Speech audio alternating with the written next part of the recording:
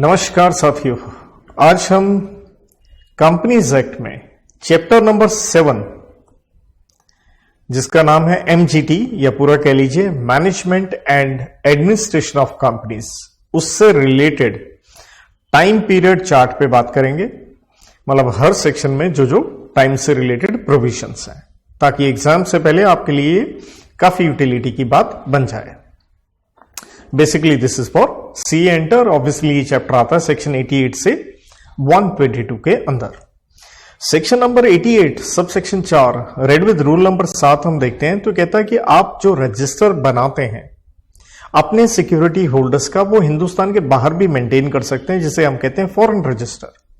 तो कहता है जब आपने वहां पे बनाया तो उसकी कॉपी आपने भेजनी है, ट्रांसमिट करनी है रजिस्टर्ड ऑफिस जो इंडिया में है।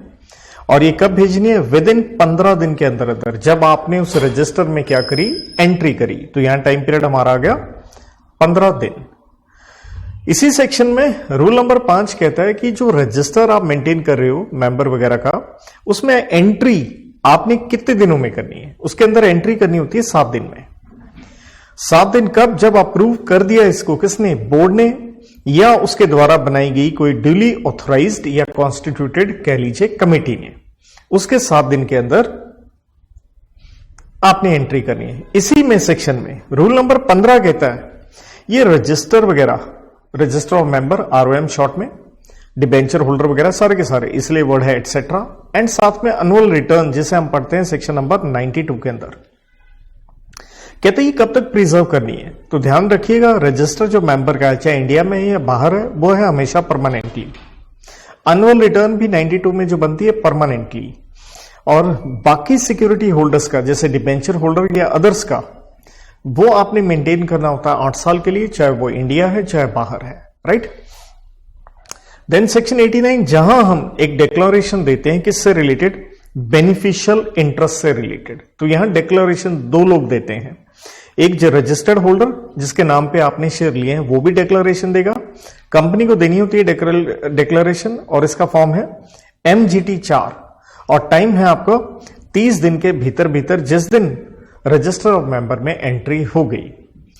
सेम है, जिस आदमी का बेनिफिशियल इंटरेस्ट है वो भी कंपनी को बताएगा, उसके लिए फॉर्म है MGT 5 और टाइम पीरियड सेम है 30 दिन। कहां से 30 दिन स्टार्ट होंगे? जैसे रजिस्टर्ड होल्डर के लिए थे जिस दिन एंट्री हुई आरओएम में, और जिसका इंटरेस्ट है वो बताएगा जब उसने इंटरेस्ट एक्वायर किया उसके 30 दिन के अंदर अंदर कंपनी को। तीसरी बात दोनों से रिलेटेड कॉमन है कि अगर इससे रिलेटेड कोई चेंज आ जाता है, दोनों के दोनों रजिस्टर्ड होल्डर हो या आप जिसका बेनिफिशियल इंटरेस्ट है, दोनों कंपनी को बताएंगे 30 दिन के भीतर।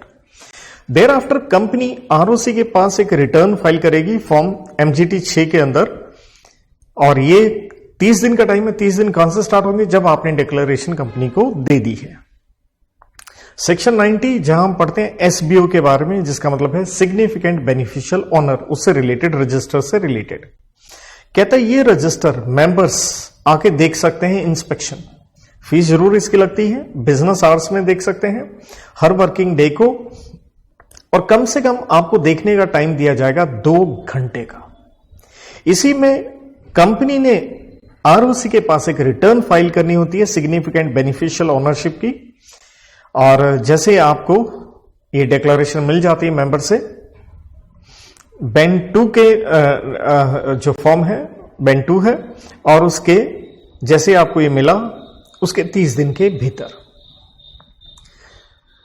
साथ में कंपनी क्या है, अपनी तरफ से एक नोटिस देती है इंफॉर्मेशन मांगने के लिए। किस आदमी को? जो कंपनी का था, हु हैड बीन SBO पिछले 3 साल में। पिछले 3 साल, कहां से 3 साल? जिस दिन नोटिस मिला, वो उसको एक नोटिस देती है, भैया इंफॉर्मेशन देके जाओ। तो यहां टाइम पीरियड हो गया 3 साल, और इस आदमी को इंफॉर्मेशन प्रोवाइड करनी होती है 30 दिन के भीतर भीतर।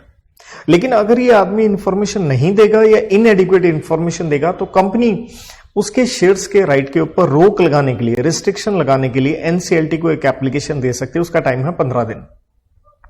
अब जो ट्राइब्यूनल है अपना ऑर्डर देगा इसके एप्लीकेशन के 60 दिन के भीतर भीतर। अगर कोई एग्रीव्ड पर्सन है जो NCLT के ऑर्डर से संतुष्ट नहीं है, तो वो इन रिस्ट्रिक्शंस को लिफ्ट करने के लिए with in 1 year of order of NCLT, मतलब एनसीएलटी के ऑर्डर के 1 साल के भीतर भीतर आप एनसीएलटी के पास एप्लीकेशन दे सकते हैं।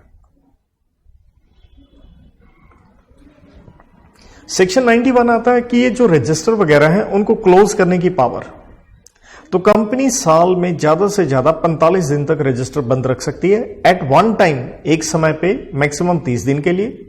लेकिन इसके लिए आपको सिक्योरिटी होल्डर्स को नोटिस देना होता है जो कम से कम होता है 7 दिन का, या एक लेसर पीरियड सेबी बताएगी नेचुरल है किसके लिए, लिस्टेड कंपनीज के लिए। तो कह लीजिए मोटा मोटा आंसर क्या हो गया, 7 दिन का आपने प्रायर नोटिस देना है।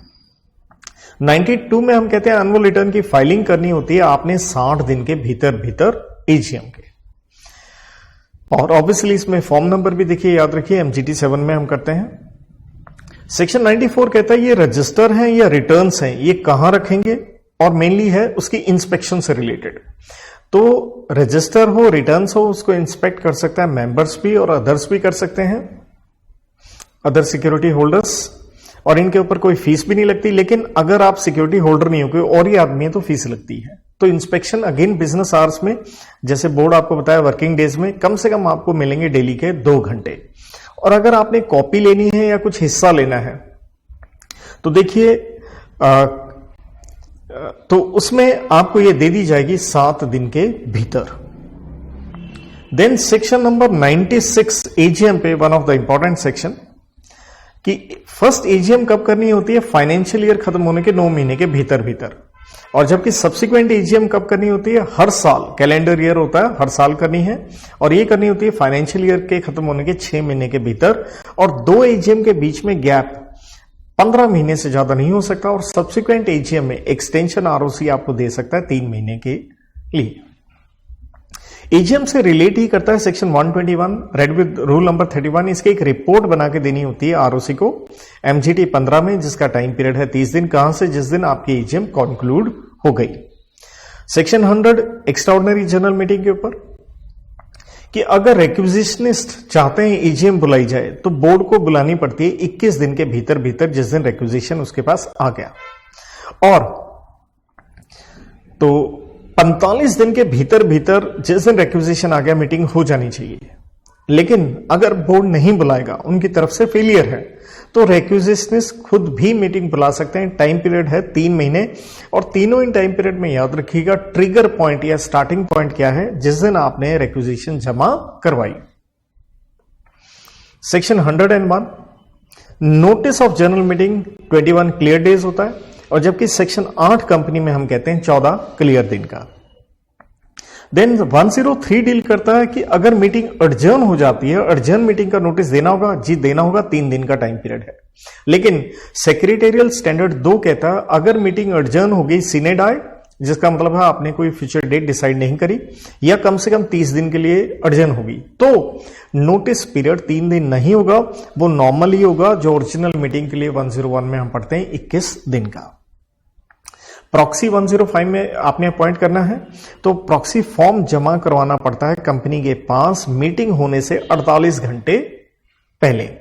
आर्टिकल्स इस टाइम पीरियड को बढ़ा नहीं सकते, लेकिन कम कर सकते हैं, और ये प्रॉक्सी फॉर्म मेंबर्स को राइट होता है, वो इंस्पेक्ट कर सकते हैं, लेकिन इसके लिए उन्हें एक प्रायर नोटिस देना पड़ता है कम से कम 3 दिन का मीटिंग से पहले। और जब आपने ये नोटिस दे दिया है, अब आप इंस्पेक्शन कब कर सकते हो, 24 घंटे पहले। 24 घंटे कहां से स्टार्ट होंगे, जब मीटिंग स्टार्ट हुई है, मतलब मीटिंग स्टार्ट होने की कमेंसमेंट से 24 घंटे पहले till the conclusion of meeting आप इसे इंस्पेक्ट कर सकते हैं।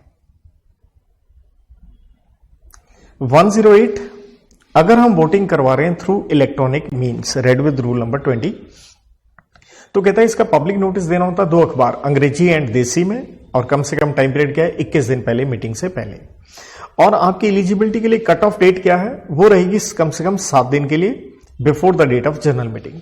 और इलेक्ट्रॉनिक से आपने वोटिंग करनी है, उसका टाइम पीरियड क्या है, कम से कम 3 दिन मिलेंगे। 3 दिन कहां से स्टार्ट होंगे, ऑब्वियसली मीटिंग से पहले, और खत्म कब हो जाएगा ये time period, and shall close 5 बजे on the preceding date of general meeting, मतलब मीटिंग से 1 दिन पहले शाम को 5 बजे ये टाइम पीरियड खत्म। 109 read with rule number 21 demand for poll. Poll आप डिमांड कर सकते हैं किस चीज के लिए? दो बातें हैं, एडजर्नमेंट ऑफ मीटिंग या चेयरमैन के इलेक्शन के लिए। तो तुरंत टाइम पीरियड है, तुरंत आपको ये करवाना होगा। लेकिन अदर इश्यूज पे टाइम पीरियड होता है 48 आवर्स। 111 में सर्कुलेशन ऑफ मेंबर्स रेजोल्यूशन की, मेंबर रेजोल्यूशन पास करना चाहते हैं तो इन्हें जमा करवाना पड़ता है। अगर आपकी जो रिक्विजिशन ऐसी है जिसके लिए नोटिस ऑफ रेजोल्यूशन देना पड़ता है तो मीटिंग से 6 हफ्ते पहले आपको ये जमा करवाना है। लेकिन जब आपने जमा करवाया और मीटिंग अगर हो जाती है 6 हफ्ते के भीतर भीतर, तब ये 6 हफ्ते की रिक्वायरमेंट नहीं लागू होती, तब ये बन जाती है एक्सेप्शन। लेकिन अगर नोटिस ऑफ रेजोल्यूशन की जरूरत नहीं होती तो टाइम पीरियड होता है 2 हफ्ते का। इसके बाद section 115 resolution requiring special notice. ये नोटिस मेंबर्स देते हैं कंपनी को। तो भैया मेंबर ने ये नोटिस देना होता है मीटिंग से ज्यादा 3 महीने पहले आप दे सकते हो, उससे पहले नहीं दे सकते। और कम से कम मीटिंग से 14 दिन पहले आपने देना होता है। और ये टाइम पीरियड देखते हैं समय 3 महीने 14 दिन का, ये हमें देखना होता है exclusive of day of notice and day of meeting. और इसके ऊपर कंपनी एक्शन लेती है। कंपनी क्या करती है, इंडिविजुअल मेंबर्स को नोटिस देती है और ये टाइम पीरियड है 7 दिन। अगेन 7 दिन में date of notice and date of meeting हम क्या करते हैं, एक्सक्लूड करते हैं। 117 जहां हम कहते हैं रेजोल्यूशन एंड कुछ एग्रीमेंट्स हैं जिनके आपने आरओसी के पास फाइलिंग करनी होती है, जैसे स्पेशल रेजोल्यूशन पास हुआ या मैनेजिंग डायरेक्टर की अपॉइंटमेंट या voluntary winding up of company या बोर्ड की पावर अंडर सेक्शन 179 सबसेक्शन 3 में जो है, तो उससे रिलेटेड कोई भी रेजोल्यूशन या एग्रीमेंट एमडी की अपॉइंटमेंट का हुआ है तो आपने आरओसी के पास 30 दिन में फाइलिंग करनी है। इसके बाद मिनट्स, कोई भी मीटिंग के, जनरल मीटिंग हो, बोर्ड मीटिंग हो या कमेटी मीटिंग्स हो या पोस्टल बैलेट हो, section 118 read with secretarial standard 2। देखिए मिनट्स में आपने एंट्री करनी होती 30 दिन के भीतर भीतर, जिस दिन मीटिंग क्या होगी, कंक्लूड होगी, इंक्लूडिंग जो साइनिंग वगैरह करनी होती है चेयरमैन ने। मिनट्स क्योंकि एक बाउंड बुक होती है, लेकिन अगर आप लूज लीफ रखते हैं तो SS2 कहता है आपने कम से कम 3 साल के भीतर एक बार उस लूज लीफ को बाउंड में कन्वर्ट करना है। 119 inspection of minutes of general meeting. तो जनरल मीटिंग के मिनट्स इंस्पेक्ट कर सकता है कोई भी मेंबर बिजनेस आवर्स में, कोई फीस नहीं लगेगी, कम से कम आपको टाइम मिलेगा 2 घंटे का। और किसी मेंबर को अगर कॉपी चाहिए तो उसे मिल जाएगी 7 दिन के भीतर भीतर। नो डाउट इसके ऊपर लगेगी भैया फीस, कॉपी पे फीस लगती होती है, लेकिन अगर आप कुछ एक्सट्रैक्ट मांगते हो तो कुछ हिस्सा, तो नॉर्मली उस पर नहीं लगती। लेकिन यहां ध्यान रखिएगा कोई फीस नहीं लगेगी अगर सॉफ्ट कॉपी है। इफ सॉफ्ट कॉपी किस चीज की, जनरल मीटिंग, लेकिन कब, held in 3 preceding financial year. तो पिछले 3 प्रीसीडिंग फाइनेंशियल ईयर में जनरल मीटिंग हुई है, उसकी सॉफ्ट कॉपी आप मुफ्त में ले सकते हैं। वरना देखिए कॉपी पे आपको फीस लगती है और कॉपी मिलती है आपको 7 दिन के भीतर। तो ये थे भैया इस चैप्टर से रिलेटेड, टाइम पीरियड से रिलेटेड जितनी चीजें हैं जो मैंने एक पेज में लिख के आपसे डिस्कस करी। होप सो आपको इसकी एक अच्छी यूटिलिटी मिल सके। Thank you.